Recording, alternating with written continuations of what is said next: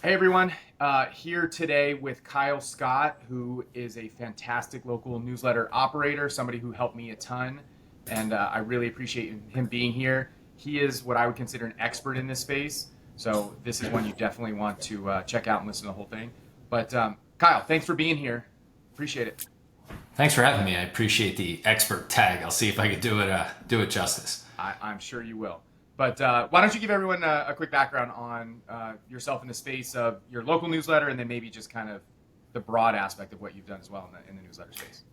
Yeah. So, quick background. I've been in media for a long time, 15 plus years, in some form of local media. So, for the entire last decade, 2010 to 2020, I founded, built, and eventually sold a local sports website called Crossing Broad in Philadelphia. And we started out as just a local sports blog, which was very sort of hot in 2010 timeframe. And it grew to be the largest independently owned digital media site in the Philly area, and probably one of the most notable kind of independently owned local sports blogs, you know, in the country, right? You know, Barstool kind of started out that way, then grew into something else, and we very much stayed true to our Philly roots. So I've been in the local media game for a long time, and through trial and error, have experienced every sort of business model and content type that you can, right? I've sold ads, we've done subscriptions, we've done products, we've become an affiliate. And then I eventually sold that business in 2020. The online gambling boom actually made our audience really valuable for a time. And so we kind of saw what was working. Companies like DraftKings and FanDuel were coming in and spending tons of money to reach sports fans. We benefited from that, acquired some other sites and partnered with some other sites once we kind of cracked that model, and then sort of sold off that whole business in 2020. For the next couple of years, I went to the company who bought us. And since then, I've really been experimenting and playing a lot in the newsletter space and local media. And the reason, those two things, newsletters, I think for a lot of the reasons your listeners probably know, which is don't want to be at the whim of the social algorithms. Don't want to be at the whim of Google, especially now with kind of the wave of AI coming. Our last business relied pretty much exclusively on both of those. We built our audience through social, we drove traffic to the website, and then we used Google to drive more traffic, which was more targeted to work as an affiliate and sell products. But one algorithm change on either of those can disrupt the whole business. So I've really been spent a lot of time in like, how do I own your audience? Beehive is building something pretty incredible. I've always likened it to like the Shopify, what Shopify did for e-commerce. Beehive is doing for kind of owning your audience. I very much believe in that. So I spent a lot of time over the last few years kind of working on a lot of Beehive projects, some of which, went nowhere. But where I really started to get some traction is creating a local newsletter in Ocean City, New Jersey, where I'm at now, and sort of rolled that and spun that into a regional media company here in the Philly area. And it was kind of the model for a lot of these local newsletters and websites were kind of growing in the area. So happy to talk about that. And now I'm working day to day on kind of a B2B newsletter. So I'll kind of stop there, but just to give my full background of like everything local, everything digital for long time now. Yeah. So I think it's clear why I said you're an expert in the space. You just said it there. So okay, first thing I want to say for everybody is Kyle has what is your podcast called? So I have a podcast called Monetize Media. Monetize Media. Yep. Okay. And it's not updated as frequently as I'd like now. There's a lot of new episodes around the beginning of the year. Plan to pick it back up at some point, but a lot of the stuff there is evergreen. Lots of good media combos. Totally. So I just want to point everybody to I should have looked it up. Sorry. You did one. I think it was in December, where you did by yourself. You just talked for 20 minutes about the local newsletter opportunity. And that one had a big impact on me, and I think it's an excellent episode. I think everybody here should go listen to it. You do a great job kind of giving the pros and the cons, why you should do it, why you shouldn't, the best strategy, what won't work. It's a lot of the stuff I talk about, but when I talk about it, it takes hours. You do a much better job summarizing it in 20 minutes. And I mostly got my ideas from you. So I appreciate that personally, and I think everybody should go check that episode out. I'm sure it had local newsletter in the title in December. Does that sound about right? It does, yeah. Maybe I'll have we'll put it in the show notes or something. So everybody should check that out. But okay, So tell me, let's dig in a little bit of how you started this one in Ocean City, and kind of what you were thinking, why you did it essentially, and and a little bit about the town too, because I think it's smaller, right? So there's pros and cons. It's kind of a unique place. So give us a background on starting that. Yeah, totally. So, for those who don't know, if you're from the Northeast, you're probably familiar with, kind of whether you're in Boston, it's like Cape Cod. If you're in New York, it's like the Hamptons or Long Island. If you're in the Philly area, it's the Jersey Shore. It's a big vacation destination for people kind of in South Jersey, Eastern Pennsylvania, Delaware, that area. One of the most kind of densely populated beach areas in the summer months, at least in the country. So I've been coming here my whole life, have a place here now. And it's a town with a population of like 10 to 12,000 year-round residents, very small. And you kind of define the Jersey Shore as like Atlantic City to Cape May. It's like kind of the southern third of the New Jersey coast. And Ocean City is smack dab in the middle. And there's a lot of towns like this. Ocean City is probably the largest of these like local beach towns here outside of Atlantic City, which is kind of like a different ball of wax. So it's about 10 to 12,000 year-round residents, but it swells to well over 100,000 in the summer and through rentals, seasonal residents, things like that. And it's super popular place. Like there's been shows like Mayor of Easttown, like she always used to wear an Ocean City shirt that was set in Philadelphia. So like it's a pretty well-known place in the Northeast. And we've come down and like there's no local media here. There's like one weekly newspaper, and there's the Atlantic City Press, which is, kind of like the city-based paper, but nothing that is touching this local town where there's a lot of people live and work. And increasingly, the real estate values being close to the ocean are outrageous, right? And if you kind of looked at these shore towns out here, just the real estate alone is a like multi-billion-dollar asset class. I mean, many billions when you add up all the value of these properties. It's outrageous. And I was like, no one is really kind of covering the news in the space or kind of like the main part of the economy, which is real estate. So I was kind of like, this is after I kind of left the company that I sold my business to and was looking for, what can I do to own my audience? And I'd seen some success stories with like Axios was very newsletter focused. 6 a.m. City was having some success in like those southern cities with these kind of like mid-sized local newsletters. And I was like, it seems like a pretty easy model to kind of replicate in a smaller town, right? Maybe not a mid-sized city, but like a true small city. And a lot of people, these, kind of vacation towns, people love them like they do their colleges, right? They're very passionate about, like they love the town. They want to buy gear. They want to buy sweatshirts. They want to wear it in the winter when they're not here. So just started running Facebook ads, not atypical from probably what most of your listeners, are familiar with, but the traction was immediate and obvious. And within, a couple months, we were thousands of people. Within a few months, literally like someone stopped me and recognized me from that small picture in Beehive and like, hey, you run Walking the Boards. And I'm like, oh my God, right? This is crazy. So we got a lot of relevance in town and just kind of kept throwing money in the Facebook ads. And, that was 2 years ago. As it stands now, that individual newsletter, Walking the Boards, is about to bring it back for the summer season, is at like 17,000 plus subscribers, and our open rates are over 50%. So it was a pretty obvious opportunity and sort of like almost the perfect market for this sort of like local newsletter game. Yeah. Yeah, no, that's super interesting. So you did the traditional way that most of us talk about now. You did it via Facebook ads, right? Is that how you got to 17,000? I mean, basically just consistently doing Facebook ads?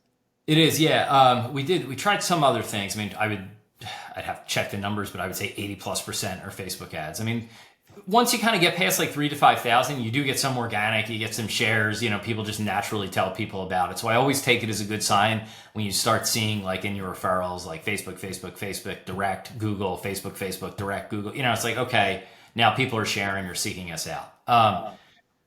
And we did some other things like, down here on the beach, there's like banner planes with ads, and they're relatively cheap. So we took out a banner plane and would fly, get news and info, visit Walking the Boards, and it would fly like down the island for the course of 40 minutes. And then I'd check and we'd get maybe like 12 to 20 subscribers for like, a $600 ad. So I was like, you know what? Facebook is just more efficient. One of my partners kind of went in on it. He's a realtor down here. He's a broker. And we've been putting kind of QR code magnets. There's a lot of seasonal rentals down here. So as people would rent, they usually get like a welcome package to the city. So we would put a magnet with a QR code in there. And, we got some trickle in that way. But, Yeah, largely Facebook ads. Yeah, no, that makes a ton of sense. So I want to talk about how you have monetized that. But before I even say that, can you have 17,000 in a town of technically 12,000, which of course we know you're getting a lot of the people who love to visit there. But Yeah. clearly you've got a very large percentage of people who live there, and you have a big outsized impact. Can you talk about like, people have mostly heard this, the story of Ryan in Annapolis and how he gets recognized a lot in town because he has a big percentage population. Is that something that happens to you? I mean, you mentioned it once, but like now, or maybe before, if maybe when you were more active, what kind of value have you gotten from being a part of this outside of however you're monetizing it directly? Yeah, good question. So, you know, I love what Ryan's done, right?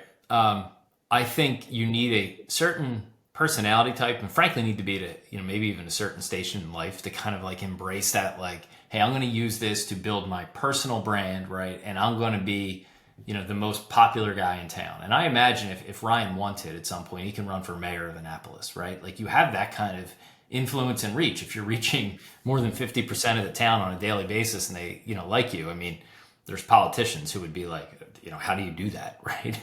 And I have a story about that, which I'm sure we'll get to in a bit. But, listen, I'm 41 now. I have two kids, if to kind of go that like local micro celeb route requires a lot of nights and weekends and things like that. And I did a lot of that in my old gig running my sports website last decade when I was in my late 20s and early 30s. So I was like, I'm not at a point in life right now where I can kind of go that route, right? And if I just kept it to one brand, I thought it's going to be difficult to sell enough sponsorships, for hundreds of dollars a pop to like local mom and pops to really justify, where I kind of need to be from an income level. So had a couple of ideas. One was since we covered a lot of the real estate in the area, it's like the major part of the economy, do we spin off a separate real estate newsletter? Tried that for a little while, was actually getting really good traction in terms of audience. Excuse me. Was actually getting really good traction in terms of audience.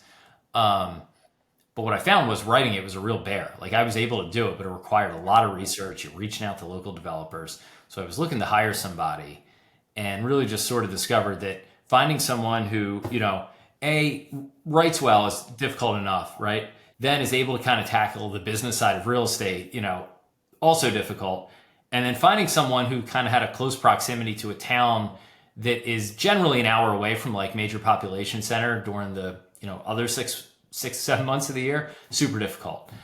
So was never really able to do that. And then last summer, someone who was building a local media company with these hyper local websites bought the other website in Ocean City, like the hyper local, kind of more older school website, but had a full-time reporter. It's like the town's reporter who writes there, and said, hey, like we really need to crack newsletters. Would you want to kind of, roll yours into our company and then use Walking the Boards as a model for these other dozen websites we have in the Philly and South Jersey area? And I thought, that's probably a broader surface area for success because now we can aggregate that audience, and instead of trying to sell ads to maybe the local pizza shop or the local HVAC place, we could tap into this like regional economy, the hospital system advertisers. So that's what I did. I invested in that company and kind of brought Walking the Boards kind of under that umbrella, and we kind of used it as a model to kind of stand up some of these others. And of course, the other route is kind of like owning and operating a business, which is, I think super, I'm sure we'll get into it, super upside in that, but also like, a whole different fork in the road if you go that route. Yeah, no, totally. So you essentially, you kind of sold it or merged with, so now you have this regional one, and you're still involved in that. Yeah, so I'm a co-owner, I'm a minority owner of the company. For about 6 to 9, I guess about 6 or 7 months, I worked in it day to day, really helped to stand up the newsletter efforts, right? So kind of like, hey, what did we learn? Here's how you kind of spin these beehive-based newsletters up. Here's the content format. We brought on a writer to sort of tackle these other areas. And we now have, I guess, like 6 or 7. And we'll be adding, probably up to 12 in the coming months. They cover a bunch of small towns outside of Philadelphia, a few here in South Jersey, walking the boards included. So I'm a board member and shareholder in that company. And, but I don't work in it day to day anymore. I probably spent 6 or 7 months kind of training the team to like, hey, here's how we do this. And so now I'm an owner of the company and like super bullish in the space. Yeah. Yeah. So from that company's perspective, and why you're super bullish is because you have essentially a network of newsletters. And so now you're able to go up market in terms of the advertising aspect. Is that probably one of the differences between just doing an individual? Exactly. So, one of the brands the company works with is, we've worked with over the last years, like Parks Casino, which is like the biggest casino in Eastern, I think the biggest casino in Pennsylvania, certainly in Eastern PA. And they're the type of advertiser you'll see on local TV, and they have 5, 6-figure ad budgets, for different mediums. So we're kind of able to tap into that because we're able to aggregate the audience of not only the local newsletters, which gets into, 50, 60, 70,000 subscriber range in a regional area instead of hyperlocal, but also, the traffic to these websites, some of which have been acquired over the course of 10 years. So some of them are getting 100,000, visitors a month, a lot through Google, not all are local, obviously, but, they got local influence in these different towns they're in the area. So we're able to kind of bundle that audience together and then bring it to advertisers. And it's more appealing than just having to go, just to the local companies that typically don't have the big ad budgets. Yeah. So I went the ad-based, Yeah. fork in the road, so to speak. And, I kind of did it this way because I was looking around and saying, I could either become Ryan Sneddon at Annapolis, and I'm not at a point in life, as fun as it looks, like I can't quite do that. I can own and operate a small business. And again, like, just not at a point in life where I wanted to kind of take that route, or we could kind of roll this into a regional company and give it a, higher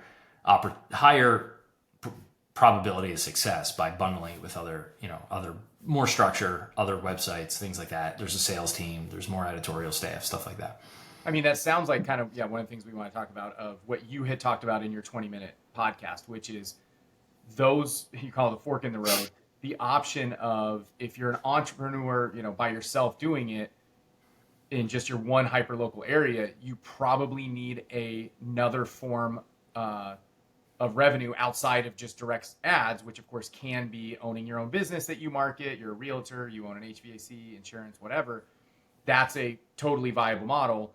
Or the other model, of course, of creating a bunch of them or partnering with other newsletters, whatever it is, having more surface area.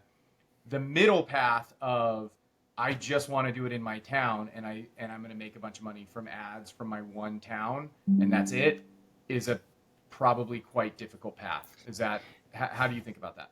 Totally. I don't want to say it's not impossible, but it is very difficult because, and I think maybe Ryan Sneddon or certainly Michael Kaufman with Catskill Crew, like, he's doing something truly unique, which we can get into as well. But, unless you're willing to kind of just, this is my entire life, right? I'm out, I'm pounding, I'm with the people. Because ultimately, it's about community, right? And if you're just going to have an ad-supported newsletter, maybe you can get lucky in a few towns and you can find a local realtor or some sort of broker or insurance company or lawyer who's got a big ad budget and will spend tens of thousands of dollars, per year with you. And you could put 2 or 3 of those together, get a nice, solid self-employment income, run it as a 1 or 2 person company and do that. It's doable. It's a lot of work. Yep. I think more likely you're going to have to kind of piece together $500 to $2,500 individual ad deals with dozens of advertisers. And then that's where it's like, the overhead of just managing all that is very difficult. And I say this out of experience. I lived this for 3-4 years when I started my sports website, 12, 15 years ago. That was my business. I had $800 advertisers and I had to go host Quizzos twice a month at their bar because ultimately local advertisers, a lot of restaurants and, entertainment venues will spend, but they want to see butts in the seats. So I would work with sports bars. It was a sports website, but they're like, you got to bring people out. Like, everyone knows we exist. We need to see people in our establishment, preferably Tuesday, Wednesday, or Thursday in February when no one's no one's here otherwise. So I've kind of lived that life of like ground pound type game. And it could work for a while, but ultimately a good media business, you want to be able to have something that's like the 80-20 rule, right? You could spend 20% of your time on sales, but it throws off 80% of the revenue. And I think some of these local, the hyper local ones where people run into trouble is you find you're spending like 80% of your time for 20% of the revenue. And then that's where it just becomes like over time difficult to sustain. But again, not impossible. You have a big enough town, big enough audience, a couple of really premium advertisers who believe in you, then maybe not. There are exceptions, I'm sure. Totally. Yeah. I think that really is the point, is that it is possible. It's just a ton of work. There's so many different angles to this of things you need to do, and knowing that, yeah, maybe when you get big enough, you can get these local businesses to pay you, but they're just so hard to get a hold of and to keep up with. They'll come to you and say, I'm interested, and then they don't follow up. I mean, this is what I'm dealing with right now, right? There are tons of them are interested, and even when I talk to them, they're interested, and then they just don't follow up. And it is just, that takes so much time on top of creating the newsletter and getting out there and meeting people and going to city council meetings and and then doing social media, which I think is a key part of where this is all going. It's just really, really involved, and people need to understand that, right? If you think you're going to half-ass it in one town, I mean, you might get a little traction, just don't. And for some people, they may not care about the money, right? It's like, I just want to be a leader in town. I still remember someone told me the story of some guy in some town of 20,000, and he just wanted to be the local guy, like the go-to guy in the town. And if that's all you want, then it's great for that, right? Yeah, I mean, and I think it's a great split. You can look at it as a business, or you can look at it as a hobby, right? If you like doing this, I mean, a lot of these are weekly newsletters. You could spend 3-4 hours a week putting it together, not a ton of money to build it. And you could be the most popular person in your town, get a whole bunch of freebies, a little bit of side. I mean, it's a great side business too. So it really depends on where you want to take it. But I think, that route is certainly interesting. And there's no shortage of hobby media. Again, I came from sports, right? In 2010, and still there, maybe now it takes the form of YouTube or social media accounts, but there were no shortage of people doing it for fun, right? They had a sports blog because it was fun, and maybe they got $500 a month from AdSense and they were thrilled about it, but it wasn't a business. So, and that's fine too. But yeah, it does become a lot of work if you're trying to turn it into a sustainable business. And to add to your example about like dealing with advertisers, one of my favorites is back with my sports website, 10 plus years ago. We were having a Super Bowl party. We had a big audience. I mean, we had hundreds of thousands of local readers, not newsletter subscribers, website, a little bit different, but big audience. We were having a Super Bowl party at McFadden's, which was a huge bar attached to Citizens Bank Park in Philadelphia, where the Phillies play. So this is like one of the main sports bars in a, top 5 metro area. And we were throwing a Super Bowl party there. Eagles weren't playing, it was a different team. And we had a steal, it was like, dollar beers. We got them to give a really good special. We brought like 200 people out to the bar. It was packed. Beers were super cheap. At the end of the night, I think they owed us, I forget, it was only like $1,000 or $2,000. But at the time, it was like, hey, this is good money for us. Bar manager hands us just a stack of cash, right? That's our payment, right? And it was all there, whatever it was.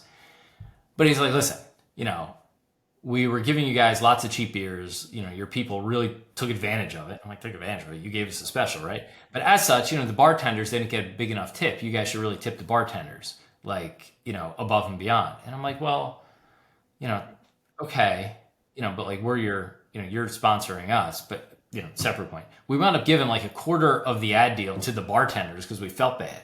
And it was like, this is working with, on a local basis, like kind of one of these large local businesses that it was perfect for our audience. And even still, that was like a cash payment with half of it extorted, back to them. It's like, okay, I got to find like a different mousetrap if this is going to work long-term.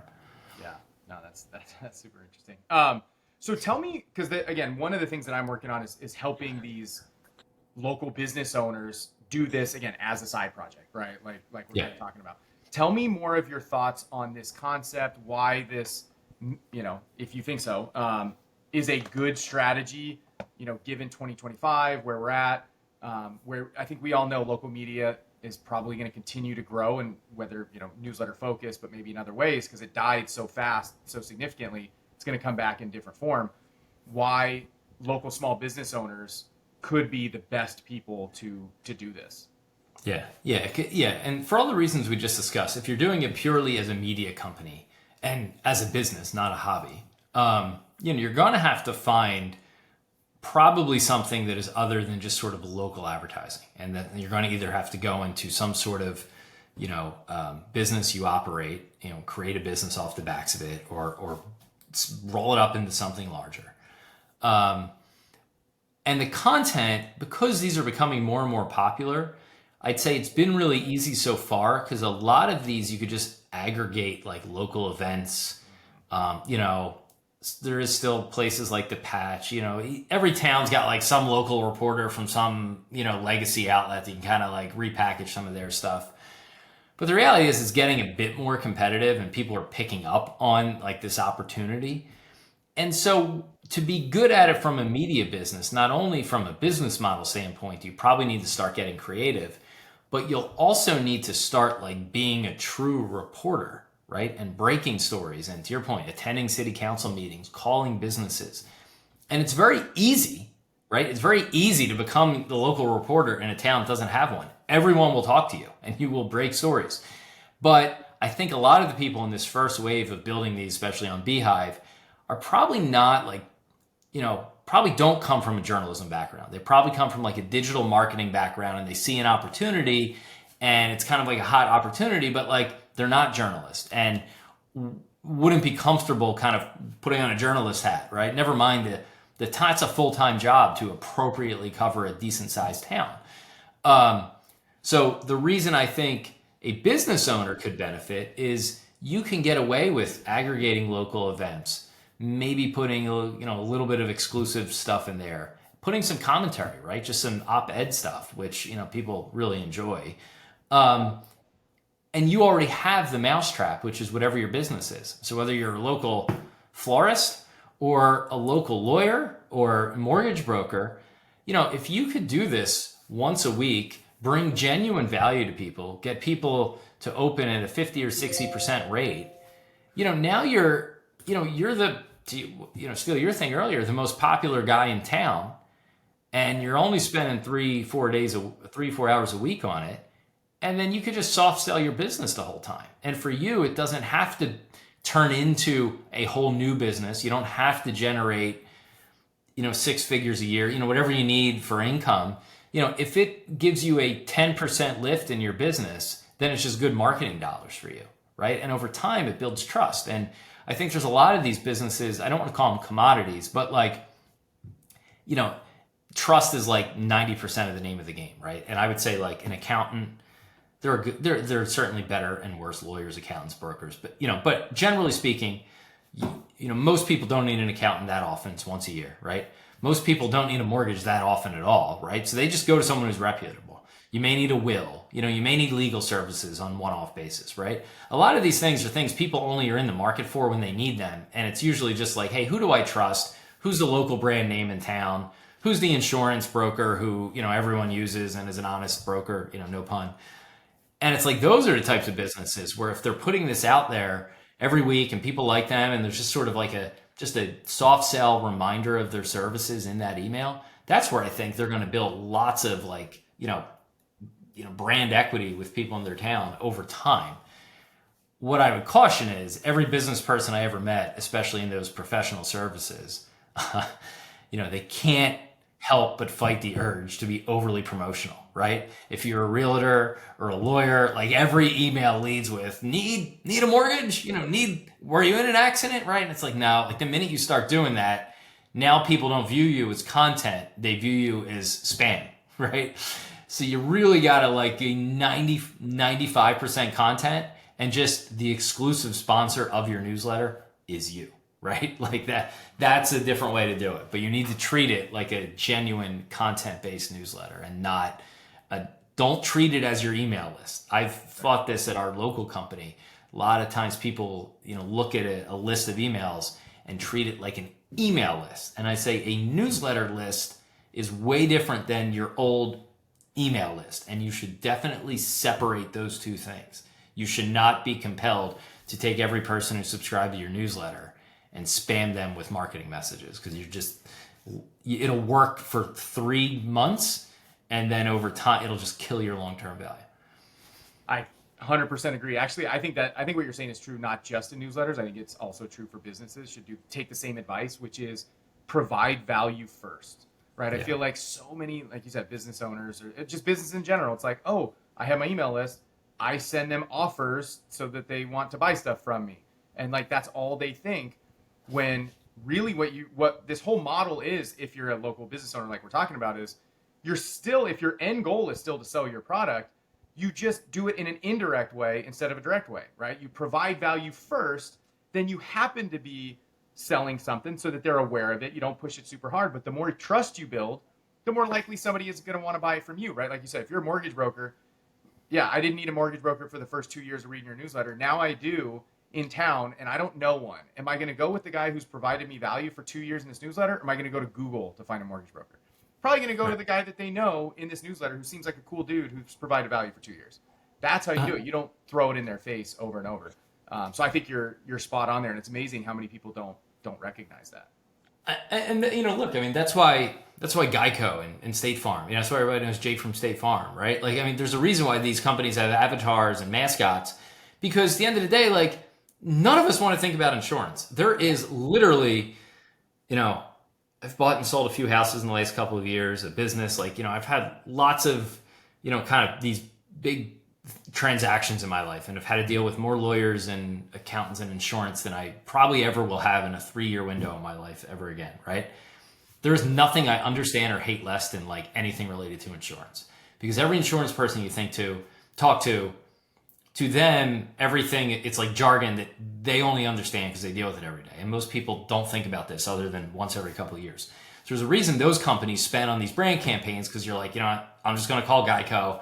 I trust that they have somebody who knows what they're doing over there, right? It's the same idea, just localizing it to whatever your business is. There's very few businesses that can get away with just selling you stuff because they have great products, right? I think a lot of lifestyle brands could do that. Like, you go on Instagram, and whatever age you are, you see a certain set of advertisers who sell. For us, guys, like, we get probably the same t-shirt ads, probably the same melon hat ads, right? Like, I could tell the dads when I go to a kid's soccer game, like, get the same Instagram ads as me, right? Those companies could just sell you products because every week they send you a new product that they released, and like, it's a $50 impulse purchase. But like, these bigger things that are like one-off purchases, it's just about like building trust. And if you think of them and they're top of mind when it's time to make that purchase, then like, they've won. And the local newsletter, I think, is a great vehicle for that, versus them spending to be number one in Google or taking out, $15,000 in billboards every month. I couldn't agree more. And I think that's another way that you can position this for local business owner is, when you spend money on Facebook or Google or billboards or whatever, that's just a cost. You get, hopefully you get clients, but other than that, that money's gone, right? You just rented. It's like renting an apartment, right? When you move out, you got nothing. Where doing a newsletter is owning, like, you own the home. Yes, the costs are a little bit higher. Yes, it's more maintenance, but you actually own something that can be more valuable than what you put in at some point, if not incredibly more valuable. So I do think that's how these small business owners should be thinking is, why don't I get an owned audience? Yeah, it's going to cost me more, but once you have the owned audience, you have access to say what you want to them. I also think there's a big angle here of leveraging the newsletter for partnerships, right? So for example, by the way, speaking of insurance, I was in the insurance business, so I know exactly what you're talking about. Hence why I'm not in it anymore, because I hate talking to people. I chose the wrong example then. No, okay. It's true. That's why I don't do it anymore. But as let's just say insurance plus real estate, everything in that is kind of all intertwined.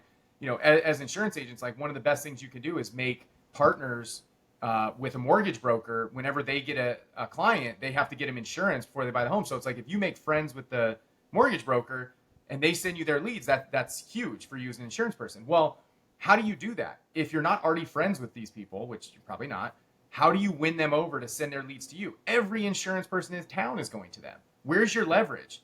Maybe you buy them donuts twice a week instead of once a week, or whatever like silly little thing you do.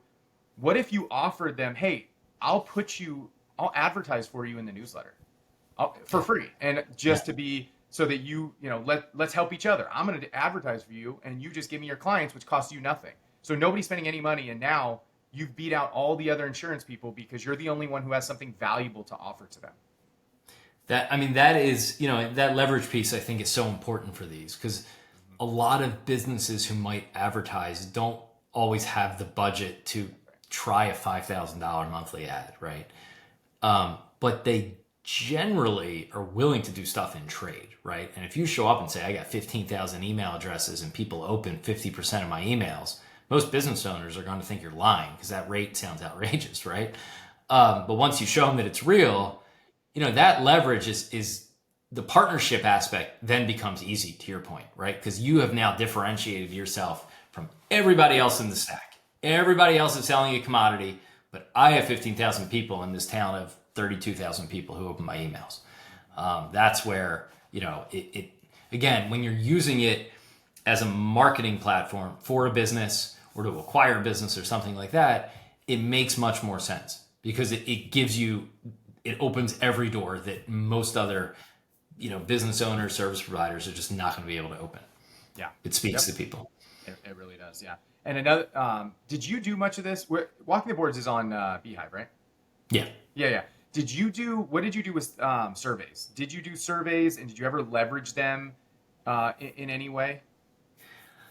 Yeah, I wish we had or will do more with them. I suspect, but so yeah, we survey people when they come in, um, age. So Ocean City's a weird town. It's an island about 7 miles long, right? Relatively thin, right? So the town is broken up into like neighborhoods like any other city.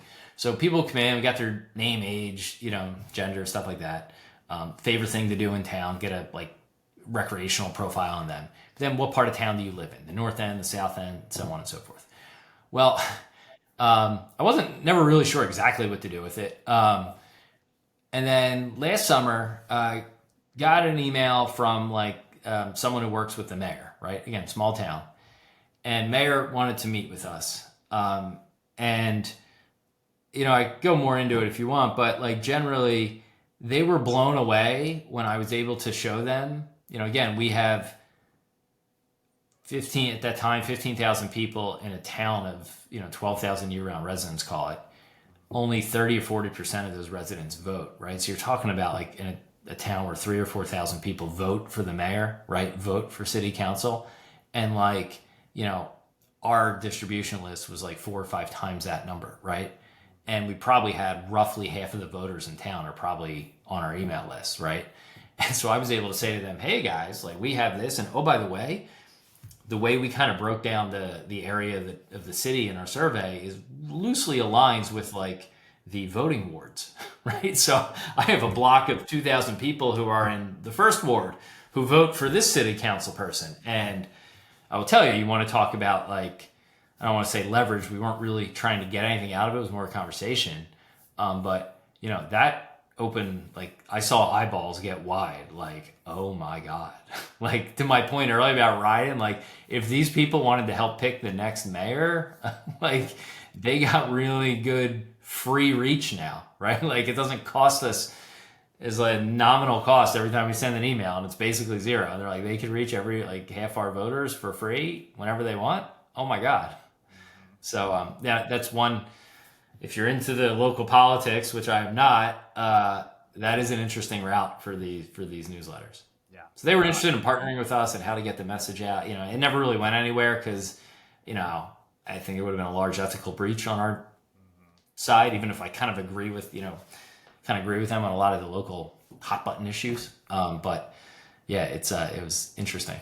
That is Interesting use that's of what the happens. survey. That's what comes with influence, right? Like leverage maybe is one way of how Yeah. are you going to leverage, but just influence. You don't have to do anything you just have influence when you have that big of a list and that many people paying attention to what you're doing in such a small area.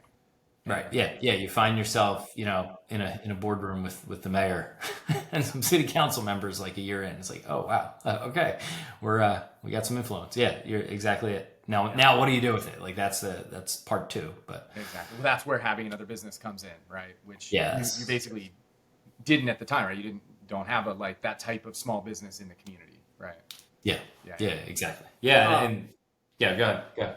well, tell me a little bit more, maybe stepping back a little bit about, the newsletter space, what you're doing now, what your focus is, and is newsletter still a big part of it? And maybe what else, if that's not only it, like what else is a part of it? I guess just speaking more to the future of newsletters, maybe hit at AI if you have any thoughts there. Yeah. Yeah, yeah. So I mean, yes, I'm super bullish on newsletters, and I think at the end of the day, media goes in cycles. And I was listening to a podcast the other day about someone who mentioned it was Simon Owens, a media operator, I think. Yeah. And he was talking about how what's hot now was the same thing. It was just like blogs of 20 years ago. I think that was the analogy they used. He had actually got the guy's book back here. The guy from Content Inc. I'm drawing a blank on his name. His book's on my shelf. But they were talking about how media just goes in cycles. And I've now kind of been through a couple of these cycles. The newsletters are really just, the end of the day, it's about owning your audience, right? And email has kind of gone away and then come back. But there's only really like 4 or 5 different general formats of media over the last 2,000 years, right? Have you ever been to Disney World and you've gone to Spaceship Earth and Epcot where they take you through the history of communication, right? And they wind you back and they show you like the old printing press, right? At the end of the day, media and information follows like these same tracks. It's like, what is the format upon which people are consuming and how do you reach those people? And whether that's a printing press or TikTok or newsletters, a lot of the same principles apply. So I think with newsletters, it's just a way of, really being able to own the distribution to your audience, right? And, you can go super deep here and like, I've read some stuff about like, hey, like, the Roman Catholic Church became the dominant religion because it kind of owned a lot of the printing presses and it was able to kind of keep its message and only its message out of there, right? That's just a way of owning your audience, right? And being able to push to your audience, not exactly one-to-one to email, but they weren't renting their audience like someone renting their audience today might be on TikTok, right? They weren't. So I think the point about newsletters is it gives you a way that you're in control of that audience. And I think ultimately it will sort of dovetail into communities, right? And whether those are in-person communities, I'm super bullish on kind of like the interactive part of newsletters. If you use them on a local basis to hold IRL events, right? Huge deal, huge differentiator. I think if they're more national and spread out and more niche focused, then you can kind of use that community to, whether it's have a conference, whether it's just have a chat group amongst peers, whether it's 42-year-old dads who like fishing and want to be able to interact. I think what Michael Kaufman has done with the local newsletter club, where he took a bunch of people building this in all different parts of the country who are willing to share trade secrets because everybody's in their own different pocket anyway. They're not stepping on anybody's toes. That's a way you can kind of take newsletters to the next level. So I'm bullish on that. And so what I'm doing now, I think intellectually, I was in local media. Again, it was sports, but it was the same thing for 10 plus years. And what I found is I was writing a lot of the local newsletters for Walking the Boards. And I found over time, like for me, it became a little rote, only because it's something I had been doing for a decade, right? Every day I was getting up writing about local sports, or the local sports teams. And that is a grind. And I wanted to do something, I think, more on a day-to-day basis, kind of scratch like that intellectual itch, more in a B2B. Because I think for all the reasons we discussed about selling local ads, B2C, business to consumer media, can be very difficult. It's easier when it's self-contained in a geography, but it can still be very difficult because ultimately you're dealing with businesses selling to consumers, which can be fickle and a little bit less targeted. So I wanted to get into B2B media. I had a background in sports, and I saw this huge market in youth sports of all things. It's like a $50 to $70 billion market, depending on which estimate you believe. And there's just tons of consolidation in the space. Now, there's lots of conversation as to whether that's good or bad for kids at the end of the day. We have lots of private equity money coming in and rounding up this hugely fragmented space, right? You have all these local rec leagues and local baseball facilities that are, kind of mom and pop local businesses. And there's tons of investment here. It touches, a large chunk of society at some point in, your life, either as a kid or as a parent. And now private equity money, pro sports leagues, pro sports owners are investing to consolidate all this. And I thought it was a really fascinating space. So I created a newsletter called Buying Sandlot to cover that space. There was not a single beat writer dedicated to this massive tens of billions of dollars market. Some sports business publications would touch on it occasionally, but not the day to day. And I've been doing that for about 2 months now, not even. And the momentum has been outrageous, and the signs have been very good. I've had advertisers coming to me out of the gate. So it tells me I've picked the right niche. And from that standpoint, I would probably roll that eventually into a community where I can connect people who own a soccer facility in New Jersey with a soccer facility in California. It's very similar to local newsletters in that way, that you have people in different pockets that really want to come together and kind of share what they've learned in their area and maybe learn something from somebody else in another area, because they're not really stepping on each other's toes. All the while, you have billions of dollars of private equity money coming in and buying all this stuff up. So it's an interesting time. So that's what I'm spending my day-to-day in. But it leads with newsletter, as I think most media outlets should these days. Nice. That's awesome. How are you? So I actually am a big believer in this as well. I think if you don't already realize this, that B2B is a much better space for newsletters, because advertisers want to get in touch with those people more, especially if you can go more niche, right? There's plenty of AI newsletters, plenty of tech newsletters. But if you can, come up with one in some niche that that maybe other people don't, or that's small enough that it doesn't get a lot of attention, that's a huge play. So I think you found a unique one. I would have never, most people would have never thought of, that's huge and great. But I'm curious, one of the harder part, because everything is flipped, right? In local, very easy to get people to subscribe, because who do you target on Facebook? You just say, if they live within 10 miles of here, that's it. It's super easy. That's why it's cheap, etc. Obviously, finding people interested in the space you're covering sounds difficult. So how do you get subscribers for that? So I'm going to give a huge shout out here to, and I hope it's right. It's he's one of the big newsletter growth guys. I think it's Manny Reyes on X. Okay. He's got bolted on growth. There's a few of these kind of like, there's the Matthew McGarry. Yeah. There's Gunnar. I forget his last name. And then Manny, I think it's Manny Reyes. And I was like, I had the same question. I'm like, I know if I can get these people, if I can get people who work in the business of sports, not parents and volunteer coaches, like that was my primary concern. If I run Facebook ads, I'm going to get a bunch of volunteer parents. And that's great. I'm a volunteer. I coach 2 of my son's teams, right? But I'm not in the, I wasn't in the business, right? Most of these people are not in the business of youth sports. I want to get people who own facilities. I want to get investors. I want to get these companies that run these huge travel tournaments and high school sports tournaments. I want to get school athletic directors in high schools and colleges, right? And I'm like, how the heck do I reach these people? So I thought LinkedIn, like at least LinkedIn, I know the companies. You can kind of, LinkedIn sucks for newsletter ads, right? So I reached out to Manny, and he's like, we got it, right? And so he's been running our growth for the last 2.5 months. And he's like, just trust the Facebook algorithm, right? And I was highly skeptical, because I thought, here, we're going to run ads targeting people in the business of youth sports. And then I'm going to wind up mostly with like parents and volunteer coaches in my audience, which is great. But again, they're not in the business. And boy, was I wrong. So we're getting subscribers for $2 or less for a targeted B2B subscriber running Facebook ads, working with Manny and his team. And, the first couple, we're up to like 3,500 people now in, again, under 2 months.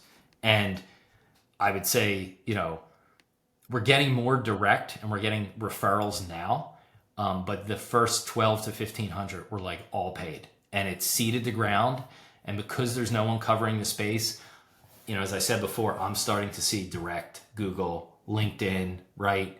Email. Like I'm now seeing people sharing and telling people about it, hitting that word of mouth. But huge credit to Manny, because they ran ads, and I'm surveying the heck out of people when they come in to make sure. And sure enough, like, guy who owns a basketball facility in Iowa, guy who runs, and we got people from Nike, from Dick's Sporting Goods, from some of these PE backed, companies. Ripken Baseball is a big one if you have kids who play baseball. Like, the algos are good at finding these people. So I would say if you're worried about that with B2B, for now, trust, what is I keep shouting at Michael Kaufman because I've learned so much from him, but like trust Zuck, right? Just once you find it, throw money into the Zuck machine because it's super efficient. And when I've talked to people who've been in like trades and B2B media, maybe a decade plus ago, and, because they thought it was interesting. And I said, I'm getting some like targeted subscribers for $2 or less. And like their head was like, they're like, how is that possible? Like, these can't be real people. I'm like, they're real and they're spectacular, right? So yeah, it's been interesting. It's been really, really interesting to see all the different like ways you can go with it with a newsletter. Yeah, well, I love that. Are you planning on doing anything else with it in the short term? Like, I guess the big question is, can people see your content without being on the newsletter? Do you have a website, or do you plan on doing that? Yeah. If they go to buying sandlot, like the movie.com. So most of the content's free. So super fun to write. I'm learning a lot. It's keeping me kind of like intellectually stimulated. And I feel like from a business model perspective, I sense there will be a little bit less banging the head against a wall that I've experienced, maybe with local media, maybe with B2C media. So I'm looking at 3 ways. One, I've already had like good B2B sponsors come to us, which is amazing, right? So that's one avenue.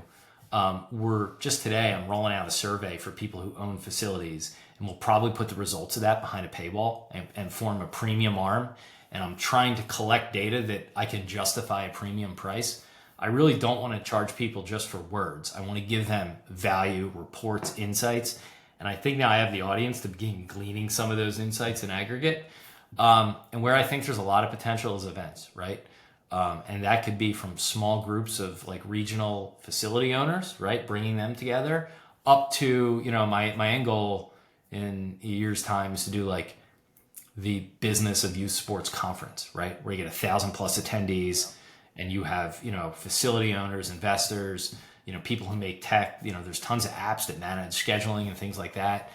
That to me is like how this becomes a home run. And again, it's kind of all those principles it's the same, like I said before, like media ultimately is just like the same format over and over again. It's the same thing as local. You could do ads.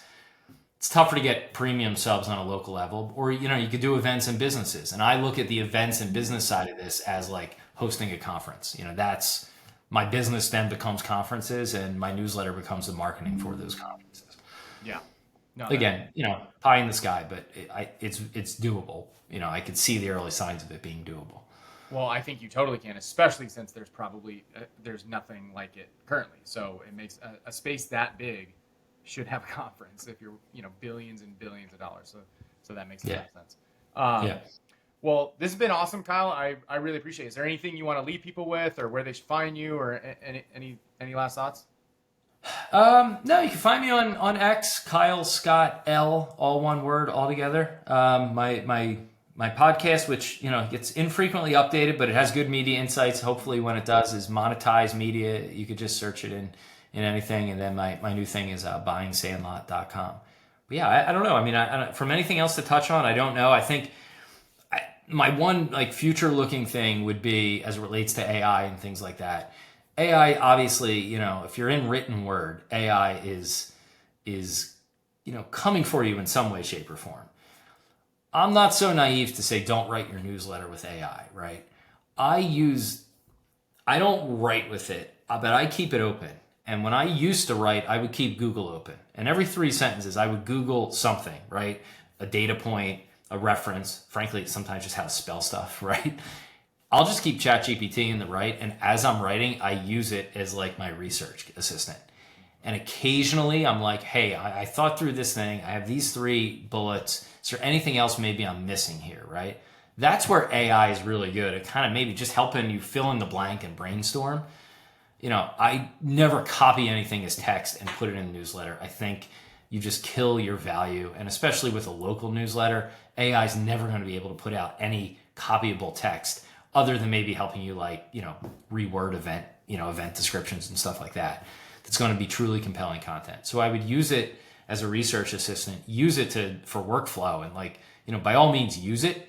But like, if you're in the content business, you need to be putting out unique content. And at the end of the day, so far, and I'd say for the foreseeable future, AI is ultimately sort of aggregating and outputting stuff from what it's already ingested, right? So if you're putting out truly unique content, the AI is not going to be able to do that, because at the end of the day, it's just sort of repackaging other ideas that are out there, and it's really good at it, and there's value in that. But I would keep going that route, and then again, super bullish on events and communities, because I think that's where it's AI proof, right? If you get like-minded people together, especially in person, you might have some robots there serving you drinks, but you're still gonna be at an event in person. So good. Yeah. I mean, that's where you're right. And, there is so much risk to the local local newsletters because of AI, but there's also, I think we're going to have this fragmentation of people. So many things are going to end up just being almost completely AI, but then there's going to be other things where people are like, I want this to be hyper local, in person. I need to know for sure this is real, because if you're not going to know in that middle zone. And so by us doing local, you're providing that space. Again, events is such a key part, but even Instagram and making video content where people can know for a fact that this is real, right? Yeah. And I think so there's a big advantage if you build it right, to where local can get value from that instead of being wiped out, where I think other things will be, because there's gonna be so much fake stuff everywhere, even video. But it's going to be wild. So people are going to want to see face to face. So to your point of events. Yeah, and I would say, it's not all bad. I mean, if you use it right, I mean, there's a lot of good you could do with it as part of your workflow, right? And there are probably certain types of content, like event descriptions, right? If you're putting events in your newsletter, like, it's really good at that. So I wouldn't even say don't ever use it, but like, I see so many boost requests on Beehive.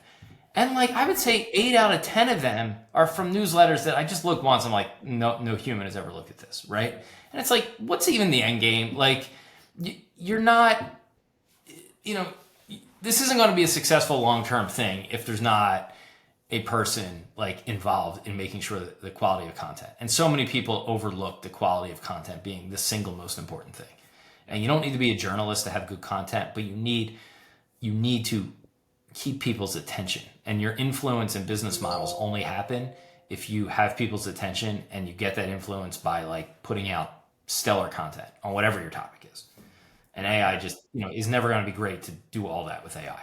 Exactly. And that's why I'm pushing this model of local entrepreneurs or business owners doing this in their towns, as opposed to these AI newsletters that you probably know about. There's a couple of them already where they're just 100% AI in every town. And that's not going to work for the reasons you just said. So that's where you can come in as a local business owner and actually be the true human face and human voice, and be the alternative to all this AI nonsense. So, and put your face on it. Like, put your exactly. face, your business. Let them know there's a person. Yep, totally. I totally agree. Yeah, 100%. Awesome. Well, this has been great, Kyle. Really appreciate it, and hopefully we'll have you back at some point. Yeah, thanks, man. Thanks for having me.